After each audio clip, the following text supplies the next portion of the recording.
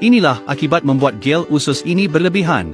Jangan sekali-kali kau gunakan gel usus ini terlalu banyak. Aku takut kau akan terkejut setengah mati apabila bangun pagi. Ia benar-benar mampu membersihkan segala kotoran dalam usus. Dengan keadaan yang hitam dan berbau. Tidak pernah seselesa ini selama 4 atau 5 tahun. Dan hasilnya benar-benar di luar jangkaan. Setiap kali buang air besar hanya sedikit. Menandakan usus anda sudah tersumbat teruk. Jangan ambil ringan, jangan tunggu lagi. Sebaik pulihkan sistem pencernaan. Umur 80 pun nampak muda. Mereka yang punya masalah pencernaan lebih 5 tahun. Saya nak ajar satu cara, iaitu gel pencernaan ini. Melancarkan usus, menyelesaikan sembelit kronik.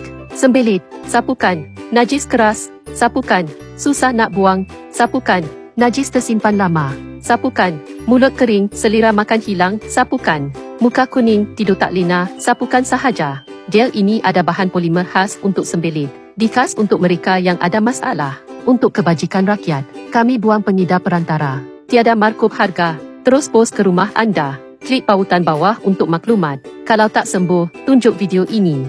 Gastrik atau usus teruk macam mana pun. Sudah cuba mana-mana pun tak sembuh. Jangan buang duit lagi. Dengar nasihat saya, cuba gel ini. Harga murah, ramai terus scroll. Keluarga kata jangan jual. Tapi saya nak lebih ramai tahu betapa berkesan. Sapukan setiap hari kat pusat. Bahan aktif serap ke dalam usus. Mereka yang dulu rasa mahal, jangan lepaskan peluang. Terus dari kilang, post free. Cuba-cuba benda ni. Cuma sapunya sekali sehari. Badan bersih dan segar. Hanya dengan harga satu hidangan. Selepas disapu, seluruh badan rasa ringan. Masalah pencernaan yang teruk pun takut dengan benda kecil ni.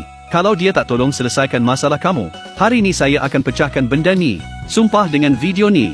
Semalam sapu sekali. Seharian buang air besar 4-5 kali. Ini bukan cirit-birit. Ini betul-betul boleh buang sampah dalam usus kamu. Malah hitam dan busuk. Cara dia mudah je.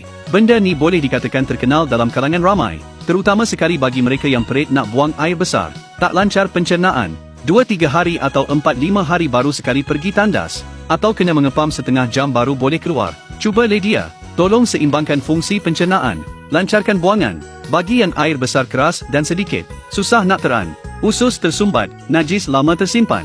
Malah perut buncit dan sakit. Badan kurus tapi perut besar. Kena berhati-hati dengan kelemahan fungsi pencernaan. Metabolisme yang lemah. Ini gel pencernaan yang disyorkan oleh Kementerian Perubatan Tradisional Kebangsaan.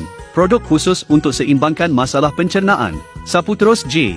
Susah nak buang air besar. Kawan-kawan yang dulu kata mahal, kali ni jangan lepaskan peluang.